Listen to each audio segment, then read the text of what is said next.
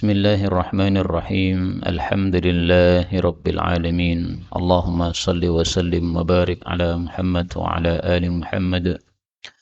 Allahumma anfa'na bima 'allamtana wa 'allimna ma yanfa'una wa zidna ilma wa barik lana fi ilmina warzuqna al-ikhlasa fil qawli wal 'amali kamila wa 'ilman nafi'an la yunsa wa tawfiqan daima wa sihhatan wa yaqinan wa afiyah, amin ya rabbal alamin. Alhamdulillah, kaum muslimin rahimakumullah. Kita lanjutkan tafsir Al-Quran sehari satu halaman, dan kita masih membahas juz 24, dan ini adalah bagian akhir atau bagian awal dari juz 25 karena sudah masuk pada akhir surat Fussilat, yaitu pada halaman 482 surat Fussilat ayat 47 sampai 54 insyaallah taala. A'udzu billahis samii'il 'aliim minasy syaithaanir rajiim min hamzihi wa nafthihi wa nafthihi.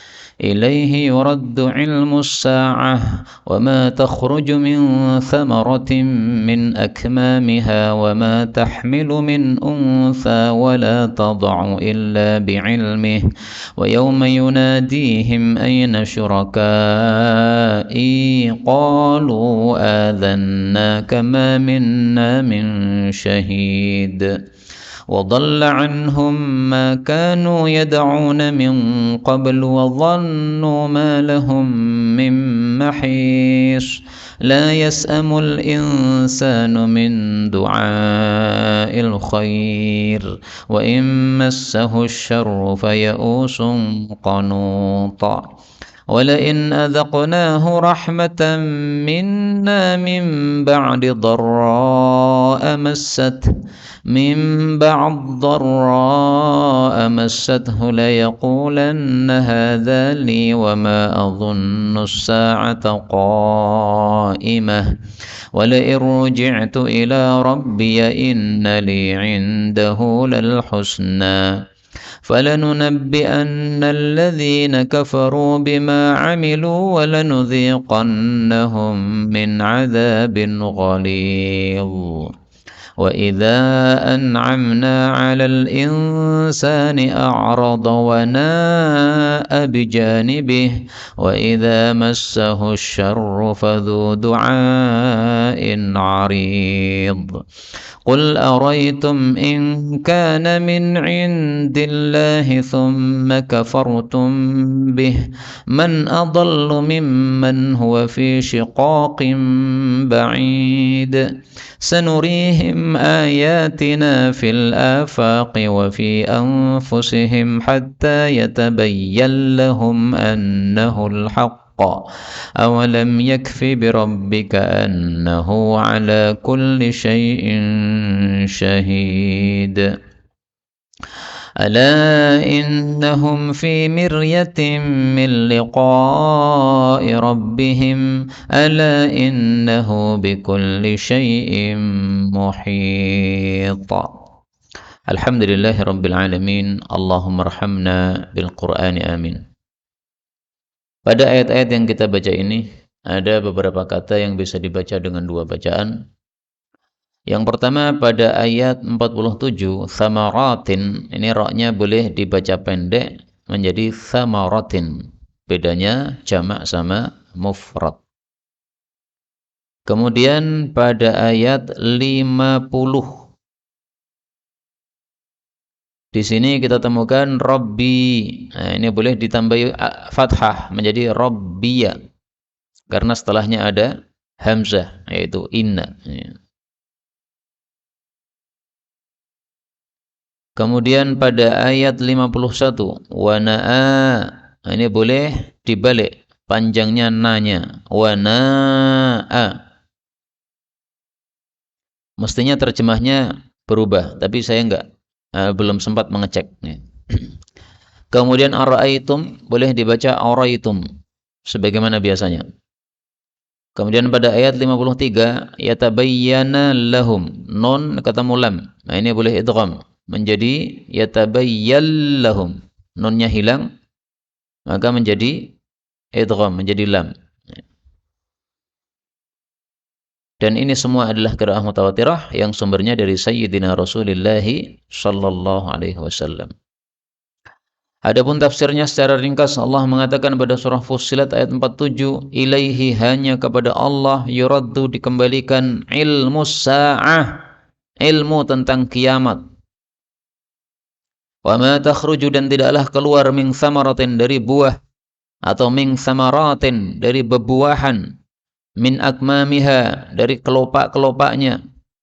Wa ma tahmilu, dan tidak pula mengandung, min unsa, wanita, wala tada'u, dan tidaklah melahirkan, illa bi'ilmih, kecuali dengan ilmu Allah subhanahu wa ta'ala, yaitu sepengetahuan Allah. Wa yawma yunadihim, dan ingatlah hari ketika Allah menyeru mereka, yaitu para makhluk. Aina syurakai, di mana sekutu-sekutuku, yaitu Tuhan-Tuhan yang kalian sembah bersamaku.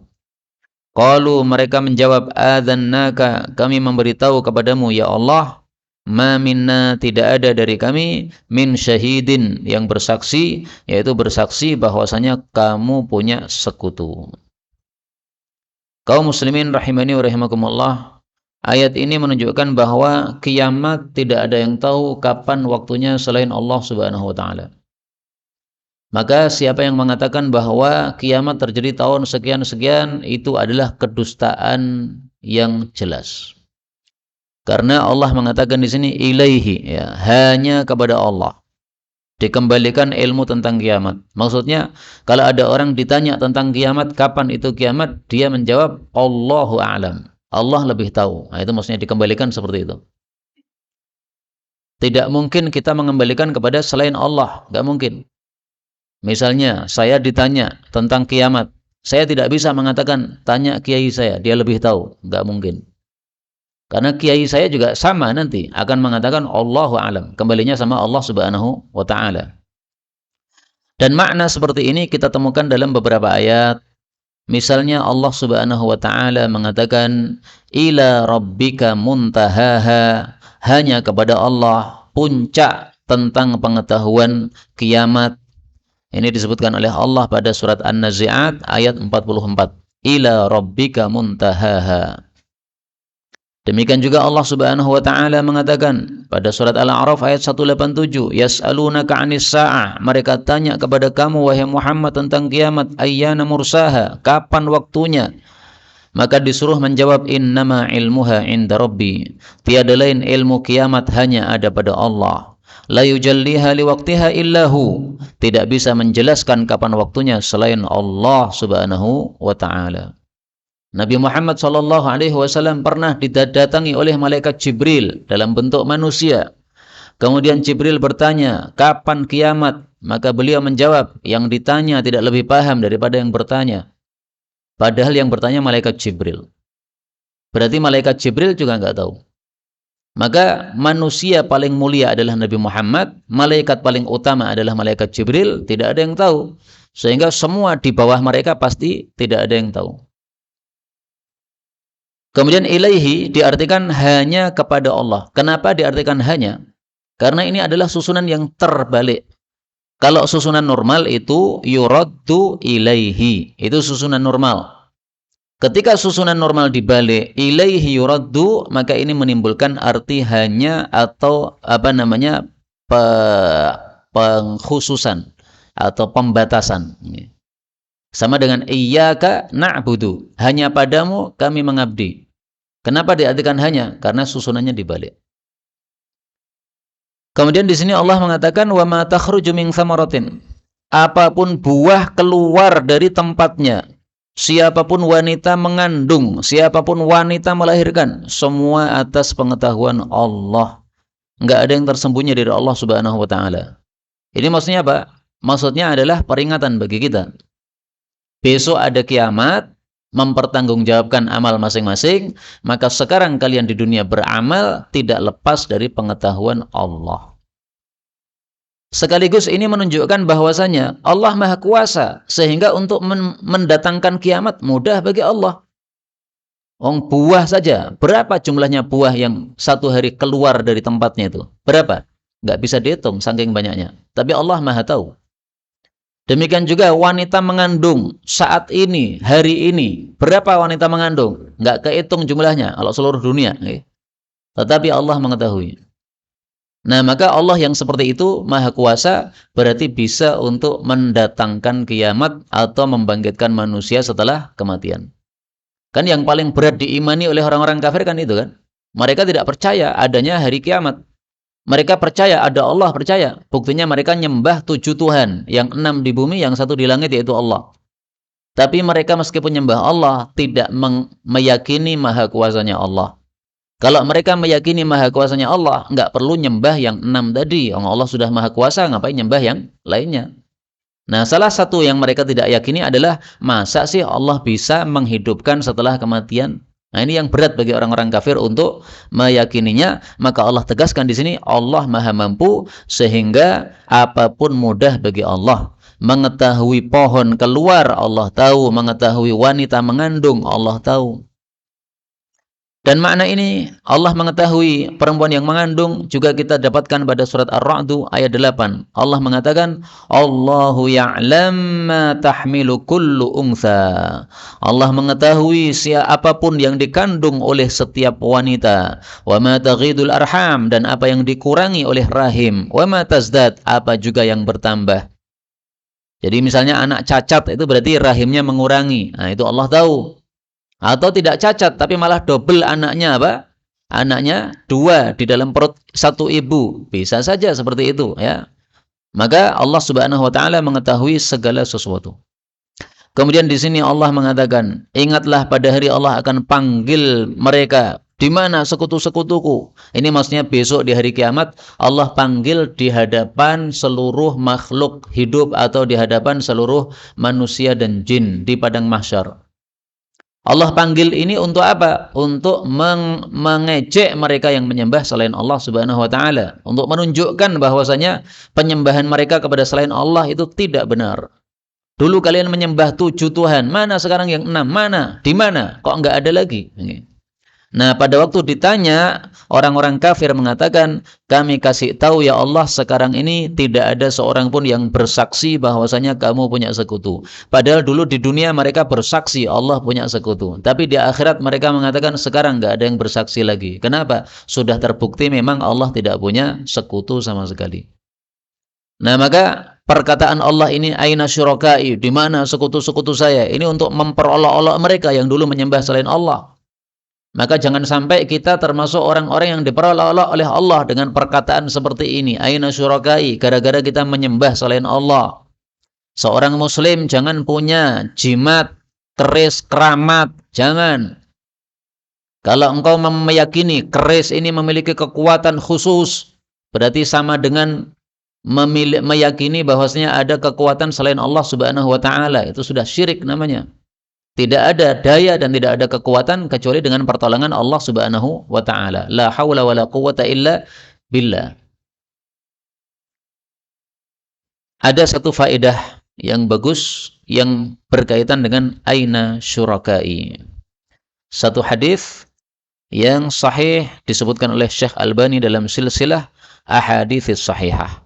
Ini sudah saya tampilkan dulu, saya tampilkan lagi supaya lebih semangat untuk ibadah ke masjid. Innallaha, sesungguhnya Allah, la yunadi yaumal qiyamah, sungguh akan panggil pada hari kiamat. Aina jirani, di mana tetangga saya, di mana tetangga saya. Jadi ada yang dipanggil oleh Allah untuk dimuliakan. Ada yang dipanggil oleh Allah untuk diperolok-olok. Kalau yang tadi di ayat tadi diperolok-olok. Nah, sekarang yang dimuliakan tetangganya Allah.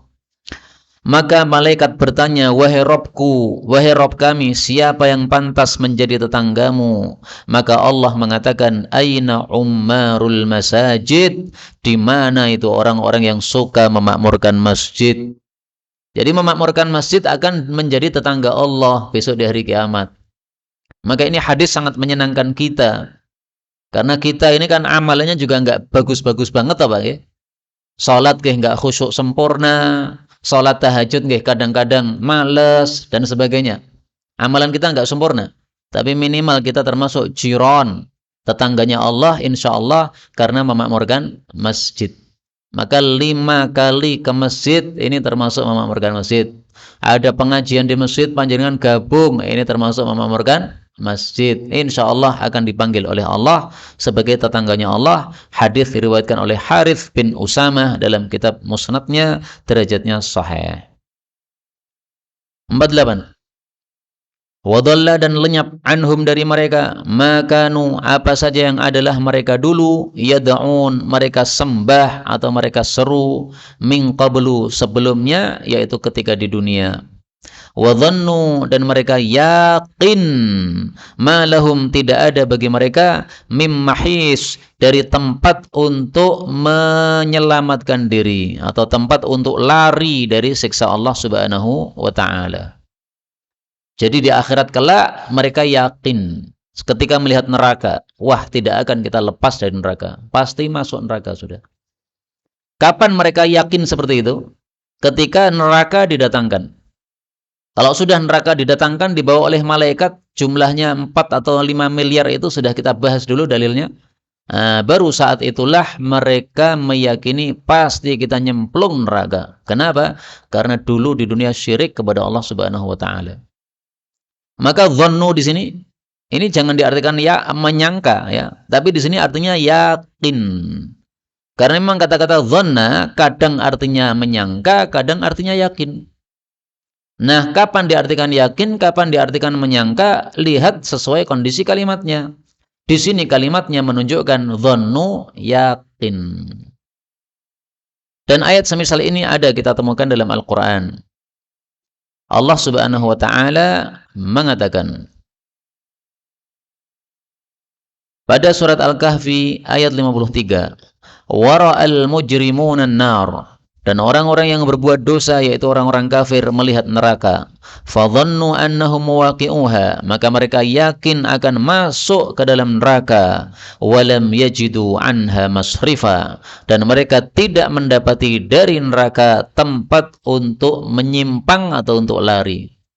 Ini maknanya sama dengan ayat tadi, hanya bedanya di sini disebutkan ra'al mujrimun. Jadi yakinnya masuk neraka kapan? Ketika sudah melihat neraka. Kapan neraka terlihat? Ketika diseret oleh malaikat dengan jumlah yang sangat banyak tadi. Nah, baru mereka melihat neraka, yakin akan masuk ke dalam neraka tersebut. Kemudian Allah Subhanahu wa taala mencela adat buruk manusia yang kadang lupa kepada Allah, kadang ingat kepada Allah, tapi lebih banyak lupanya. Allah katakan la yas'amu, tidaklah bosan, al-insanu, manusia, min du'ail khair, terhadap berdoa meminta kebaikan. Wa imassahu, dan apabila mengenai dia asyarru, keburukan, fayausun, maka dia putus asa, qanutun, putus asa. Yaus, putus asa, qanut, putus asa. Berarti apa? Sangat putus asa. Ini adalah sifat jelek orang kafir. Tidak pantas ada pada orang beriman. Yaitu selalu minta kebaikan-kebaikan. Kebaikan di sini maksudnya sehat, kaya, dan sebagainya. Tapi begitu dapat musibah, langsung putus asa. Pasti saya tidak lagi mendapatkan kebaikan. Tidak seperti itu seorang muslim. Orang muslim yakin bahwasanya harta yang datang kepadanya semata-mata dari Allah. Berarti kalau lenyap, itu pun Allah yang menghendaki. Sehingga kalau harta lenyap dari dirinya, dia tidak putus asa untuk bisa memiliki lagi. Kenapa? Kalau Allah kehendaki, pasti datang lagi. Karena datang perginya itu semuanya kehendak Allah, bukan kehendak kita. Meskipun kita punya warung misalnya, atau punya sawah misalnya, apakah gara-gara punya warung berarti pasti punya duit? Ya enggak. Kalau Allah menghendaki laris, datang duit. Kalau tidak, tidak datang duit. Itu semua Allah yang menghendaki, bukan kita. Kita hanya bisa punya usaha saja, punya keinginan. Tapi Allah yang menetapkan. Putus asa dari rahmat Allah termasuk dosa besar. Dalilnya, Rasul sallallahu alaihi wasallam bersabda, al-kabair, dosa-dosa besar, adalah asyirku billah, syirik kepada Allah. Wal iyasu, dan putus asa, mir rauhillah, dari rahmat Allah. Wal qunutu, dan putus asa, mir rahmatillah, dari rahmat Allah. Hadis riwayat Bazzar sahih. Di sini Nabi menyebutkan 2 atau 3 dosa besar. Pertama syirik, yang kedua putus asa dari rahmat Allah. Saya katakan 3 kenapa? Karena memang disebutkan 3, syirik dan putus asa dan putus asa. Tapi boleh disebut 2 karena ternyata nomor 2 dan 3 ini sama. Iyas putus asa, qunut putus asa. Rauhillah sama dengan rahmat Allah. Apa sih bedanya iyas dengan qunut? Saya belum nemu, Pak. Karena hadis diriwayatkan oleh Bazzar dan kitabnya Bazzar ini belum ada yang mensyarah atau memberikan penjelasan. Hadis ini saya temukan dalam kitab Jami'us Shaghir, sudah dijelaskan oleh Imam Munawi, tapi Imam Munawi di sini tidak memberikan komentar apa-apa. Tidak memberikan apa bedanya iyas dengan kunut, sehingga saya juga nggak tahu. Maka yang zahir, wallahu a'lam bishawab, ini adalah 2 hal yang sama. Iyas min rauhillah sama dengan kunut min rauhillah, yaitu apa? Putus asa dari rahmat Allah. Kenapa disebutkan 2 kali? Untuk penekanan bahwasanya putus asa dari rahmat Allah dosa besar. Jangan dikira itu dosa ringan. Sama dengan ayat tadi, digabungkan antara yaus dengan qanut. Maka yaus itu sama dengan iyas min rauhillah, kemudian qanut itu sama dengan qunut min rahmatillah. 50. Walain, dan jika, dan sungguh jika, adzaqnahu, kami cicipkan kepada manusia, rahmatan, satu rahmat, minna, dari kami, mim ba'd dharra, setelah madarat masadhu, yang mengenai dia. Ini dal ketemu dot boleh idgham ya, ba'd dharra, jadi dalnya diganti dengan huruf dot boleh. La yaqulanna, maka sungguh betul-betul dia manusia mengatakan, hadza li, ini untuk saya. Wa ma adhunnu sa'ata, dan tidaklah saya menyangka kiamat itu qa'imatan, terjadi. Wala irruji'tu, dan sungguh jika saya dikembalikan ila rabbiya, kepada pemeliharaku, yaitu bangkit setelah mati, innali, sesungguhnya bagiku, indahu, di hadapan Allah, lal husna, sungguh ada kebaikan. Sampai di sini selesai perkataan manusia kafir tadi. Apa perkataan manusia kafir? Kalau dikasih rahmat oleh Allah setelah musibah menimpa dia. Misalnya dikasih sehat setelah sakit. Yang lain-lainnya mati kena COVID, dia bangun bisa hidup lagi. Maka dia mengatakan hadzali, ya, ini memang hak saya. Artinya Allah tahu bahwasanya saya berhak mendapatkan seperti ini. Berhak dimuliakan oleh Allah. Maka saya dikasih sehat, lain-lainnya mati. Jadi dia mengira bahwa kalau dikasih sehat itu berarti Allah ridho sama dia. Nah, ini persangkaan yang salah. Sehat dan sakit sama sekali tidak menunjukkan ridho Allah atau murka Allah, enggak. Ada orang diridhai oleh Allah tapi sakit. Contohnya Nabi Muhammad SAW, akhir hayatnya sakit, mati ditutup dengan sakit. Sehat tidak menunjukkan Allah ridho. Buktinya Fir'aun enggak pernah sakit, tapi justru itulah orang yang paling dimurka oleh Allah. Ada seorang sahabat ditanya oleh Nabi, orang Arab desa ini, kamu pernah demam? Maka sahabat desa ini mengatakan, apa itu demam ya Rasulullah? Saya kok enggak tahu demam. Oh, demam itu adalah rasa panas antara kulit dengan daging. Nah, ada panas di tengah-tengahnya situ. Itu namanya demam. Apakah kamu pernah pusing? Pusing itu apa ya Rasulullah? Saya enggak paham pusing. Jadi demam enggak pernah, pusing enggak pernah. Kemudian orang itu pergi. Maka Rasulullah katakan, yang pengen lihat calon ahli neraka, lihat orang itu. Kenapa? Enggak pernah sakit, itu berarti dosanya numpuk terus, enggak pernah dihapus oleh Allah Subhanahu wa taala. Jadi bagi seorang muslim, sakit itu justru rahmat Allah. Kenapa? Dengan sakit Allah hapus dosa-dosa kita. Kadang pusing, kadang sakit gigi, kadang pilek, kadang batuk. Semua anggota tubuh kita bisa sakit. Nah, itu adalah rahmat dari Allah untuk seorang muslim. Maka jangan mengira seperti perkiraan orang kafir di sini. Dia menyangka bahwa kalau dikasih nikmat itu dia katakan ini jatah saya dari Allah, alias ini tanda Allah ridho sama saya. Enggak benar. Kemudian dia mengatakan, saya tidak yakin ada kiamat. Nah, ini jelas berarti yang ngomong itu siapa? Orang kafir. Maka al-insan, manusia yang disebutkan pada ayat 49 ini tadi, ini maksudnya manusia kafir. Dan memang sering kata-kata al-insan dalam Quran maksudnya adalah manusia kafir. Meskipun kadang-kadang yang dimaksud ya semua manusia. Tapi seringkali yang dimaksud adalah al-insan itu manusia kafir termasuk di sini. Karena dia mengatakan, saya tidak menyangka kiamat terjadi. Terus dia mengatakan, kalau saya kembali kepada Allah, bangkit setelah mati, pasti saya mendapatkan kebaikan lagi. Maksudnya dia mengira bahwasanya kalau di dunia saya kaya, pasti kalau ada akhirat saya kaya lagi. Karena kaya itu tanda Allah ridho sama saya. Nah, kalau Allah ridho sama saya di dunia, pasti ridho juga di akhirat. Ini cara pemikiran yang salah menimbulkan salah paham berikutnya. Salah pertama apa? Mengira kaya atau sehat itu ridha Allah. Enggak benar. Nah, akhirnya dia menyangka bahwa kalau ada kiamat pasti diridhai lagi oleh Allah. Tidak benar. Allah menjawab, falanunabbi'anna, maka sungguh betul-betul akan kami beritahukan alladzina kafaru, kepada orang-orang kafir, bima amilu, dengan apapun yang telah mereka amalkan, walanudhiqannahum, dan sungguh betul-betul akan kami cicipkan kepada mereka min adzabin ghalidhin, dari siksaan yang keras atau kasar. Jadi Allah mengancam orang-orang kafir yang ngomong seperti itu tadi, ingat-ingat, mereka nanti akan diberitahu oleh Allah apa saja tingkah mereka di dunia, lalu dikasih balasan yang setimpal. Nah, di sini Allah sebut siksaan neraka dengan siksaan yang kasar. Maka siksaan di neraka itu tanpa ampun. Tidak seperti di dunia, Allah kirim musibah, dihentikan musibahnya. Karena Allah masih punya rahmat untuk penduduk dunia ini. Kalau sudah di akhirat, rahmat Allah sudah dicopot dari orang-orang kafir, sehingga Allah siksa terus-menerus, tidak pernah ada berhenti. Maka disebut siksa yang kasar, nggak memiliki kasih sayang sama sekali. 51. Wa idza, dan apabila an'amna, kami beri nikmat, 'alal insan, kepada manusia tadi, manusia kafir lagi ini.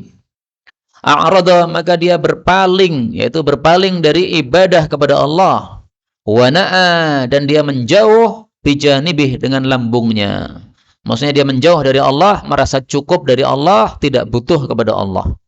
Wa idza massahu syarru, tetapi kalau menimpa dia keburukan, fadhu du'ain, maka memiliki doa aridin, yang panjang. Ini lagi-lagi sifat orang kafir, Pak. Ingatnya sama Allah itu kalau pas sempit saja, pas susah saja. Pas longgar nggak ingat sama Allah. Nah, orang beriman jangan sampai seperti ini. Longgar sempit kita ingat terus sama Allah. Kalau longgar, harta banyak, maka ingat kepada Allah, sedekah. Kalau sempit, harta sedikit, rizki mampet, nah ingat sama Allah, sabar, tidak maling, dan sebagainya. Itu manusia muslim. Tapi kalau orang kafir, ingatnya sama Allah ketika sempit saja. Ini kafir yang masih meyakini adanya Allah, Pak. Ada lagi kafir tidak meyakini adanya Allah. Nah, kalau yang diceritakan di sini, kafir yang masih meyakini adanya Allah. Yaitu tadi, orang-orang musyrik, kafir Quraisy, mereka menyembah 7 Tuhan, yang satu yang di langit, yang Allah, itu hanya disembah ketika susah. Kalau pas senang, maka yang disembah adalah 6 Tuhan yang ada di bumi, Tuhan-Tuhan arca mereka. Ayat yang seperti ini ada dalam surat yang lain, surat Ar-Rum ayat 33. Wa idza massan nasa durrun da'u rabbahum munibina ilaih. Apabila menimpa manusia kemudaratan, mereka berdoa kepada pemelihara mereka dengan tobat kepada Allah. Thumma idza adzaqahum minhu rahmatan idza fariqum minhum birabbihim yusyrikun. Setelah dikasih rahmat, mereka malah syirik, sekelompok mereka malah syirik. Nah, maka orang beriman tidak begitu. Orang beriman itu doa terus setiap hari, nikmat doa, plus syukur, kemudian musibah doa plus sabar. Kata-kata arid itu artinya adalah panjang tetapi isinya cuma sedikit. Artinya dia doa panjang tapi yang diminta itu aja. Misalnya bisnisnya hancur, nah, doa terus mintanya bisnisku ya Allah, duit, duit, dua duit tok, nggak pernah minta surga, nggak pernah, nggak yakin ada surga. Itu arid itu begitu, jadi panjang tapi isinya sedikit. Beda dengan wajiz. Kalau wajiz itu pendek tapi isinya banyak. Rabbana atina fid dunya hasanah wa fil akhirati hasanah. Pendek tapi mencakup semuanya. Nah, doa yang bagus bukan doa yang arid, tapi doa yang apa? Wajiz. Karena Rasulullah Shallallahu Alaihi Wasallam memerintahkan kita untuk berdoa yang singkat padat. Alaiki bijumalid doa wa jawami'ih. Selalulah kamu wahai Aisyah membaca doa-doa singkat padat. Contohnya apa? Allahumma inni as'aluka minal khairi kullih. Ya Allah, saya minta semua kebaikan. Semua kebaikan. Udah, nggak usah diperinci. Allah yang lebih tahu apa itu kebaikan. Maka kita minta semuanya. Kemudian wa a'udzubika minasyarri kullih. Aku berlindung kepada Engkau dari semua keburukan. Udah, selesai masalah. Semua keburukan dijauhkan, semua kebaikan didekatkan. Selesai masalah. Enak sekali doa yang singkat padat. Ini doanya orang muslim yang cerdas. Kalau orang kafir doanya arid, panjang tapi isinya satu hal atau sedikit masalah. Kemudian 52. Qul katakanlah, araitum, apa pendapat kalian? Ingkana jika adalah dia maksudnya Al-Quran. Min indillah, dari hadapan Allah. Thumma kafartum bih, kemudian kalian kafir terhadap Quran. Man, siapakah adallu yang lebih sesat? Mimman huwa, daripada orang yang dia itu fi syiqaqin, di dalam penyelisihan, ba'idin, yang sangat jauh. Maksudnya, apa pendapat kalian? Kalau Quran yang saya bawa betul-betul dari Allah, tapi kalian malah kafir, kira-kira nanti kalau ketemu Allah yang menurunkan Quran, nanti jadi gimana nasib kalian?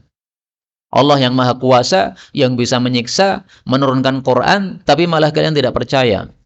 Mestinya dikasih Quran bersyukur, berterima kasih. Terima kasih ya Allah sudah turunkan Quran, dibaca, diamalkan, dipelajari. Nah, itu terima kasihnya. Tapi malah tidak mau. Nah, pasti Allah murka. Jadi ini kalimat ini maksudnya hati-hati dengan murka Allah. Pasti sangat besar. Karena Allah menurunkan Quran, kalian malah ingkari Quran tersebut. Yang dimaksud syiqaqin ba'id, penyelisihan yang jauh, maksudnya menyelisih kebenaran. Kebenaran Quran mengatakan A, ini malah memilih B. Ini berarti menyelisih. Misalnya Quran mengatakan Nabi Isa manusia, bukan Tuhan. Nah, malah sebagian mereka mengatakan itu adalah Tuhan atau anak Tuhan. Ini berarti menyelisih. Mengatakan bahwasanya Tuhan ada 3, nah, itu menyelisih. Karena Quran mengatakan innamallahu ilahu wahid. Allah hanya satu, Tuhan hanya satu. Nah, ini menyelisih lagi.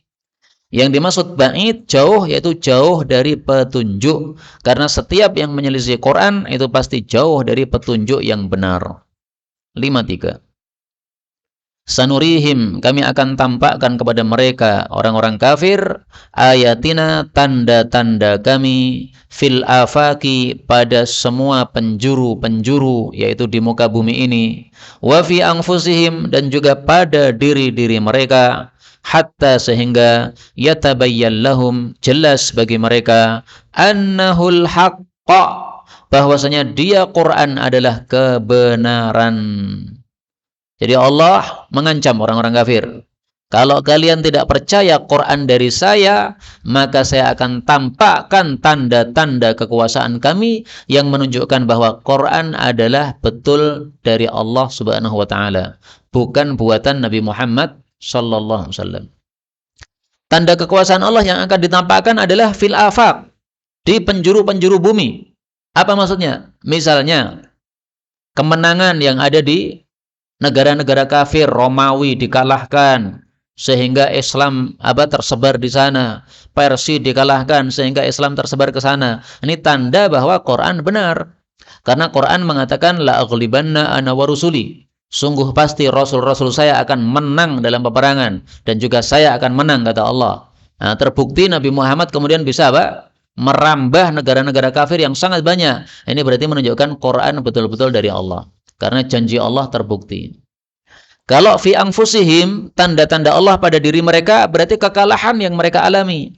Maka disebutkan oleh para ulama, contohnya perang Badar. Itu adalah tanda kekuasaan Allah pada diri mereka. Mereka kalah. Padahal jumlah mereka berapa? 1.000. Umat Islam berapa? 300.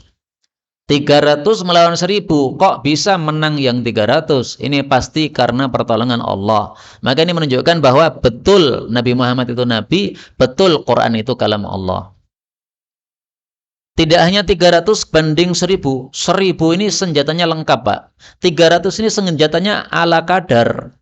Karena memang 300 yang keluar untuk perang Badar, ini tidak ada niatan sebenarnya untuk perang. Niatannya asalnya untuk mencegat rombongan dagang kafir Quraisy.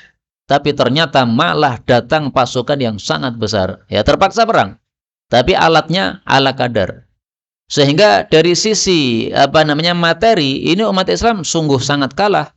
Jumlahnya saja cuma 300, berarti sepertiga dari jumlah orang kafir. Kemudian peralatan apa adanya, sementara orang kafir jumlahnya 3 kali lipat dan alatnya lengkap.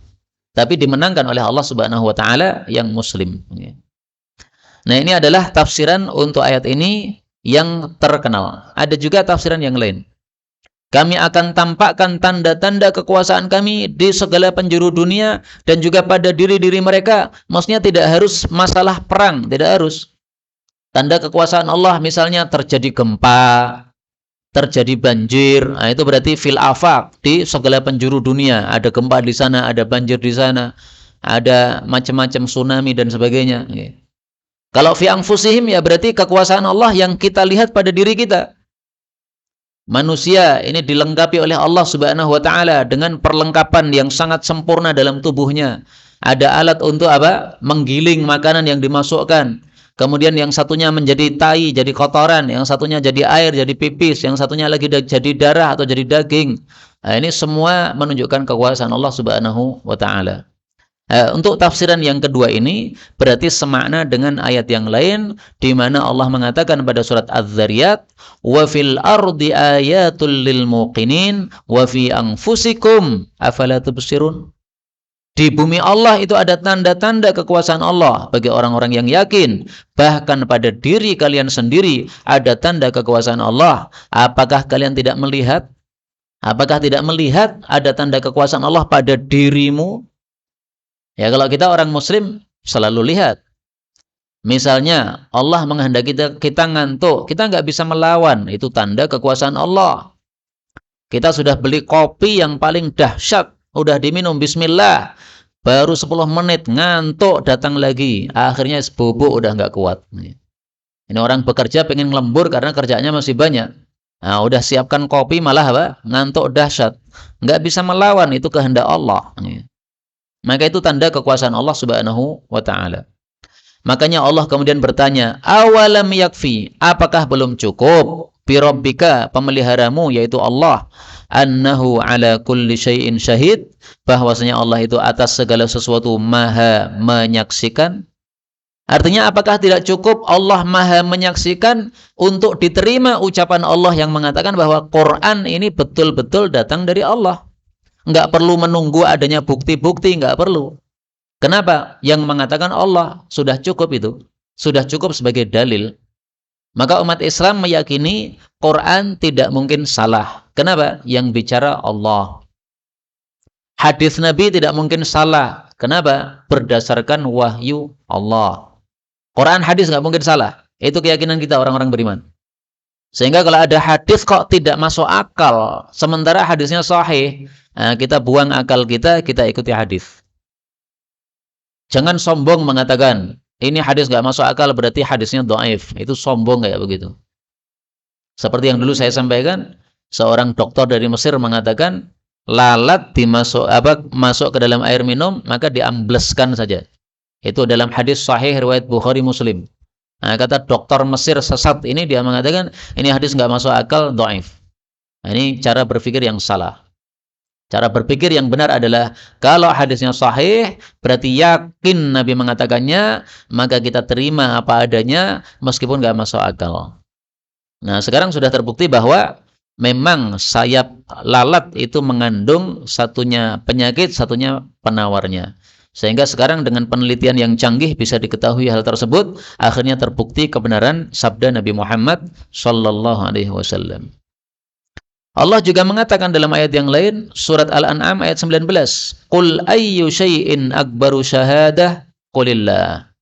Katakanlah, siapakah yang lebih besar persaksiannya? Jawablah, Allah yang lebih besar persaksiannya. Artinya kalau Allah sudah bersaksi itu sudah cukup.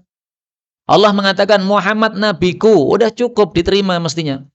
Allah mengatakan Quran saya turunkan, udah cukup semestinya, nggak perlu nunggu bukti. Buktikan ya Allah bahwasanya Quran adalah betul-betul datang darimu.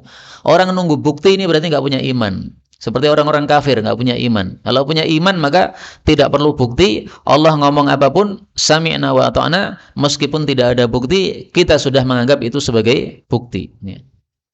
Ayat terakhir Allah mengatakan, ala ketahuilah atau ingatlah, innahum sesungguhnya mereka fi miryatin di dalam keraguan-raguan mil liqa'i rabbihim dari berjumpa dengan pemelihara mereka, yaitu di alam akhirat.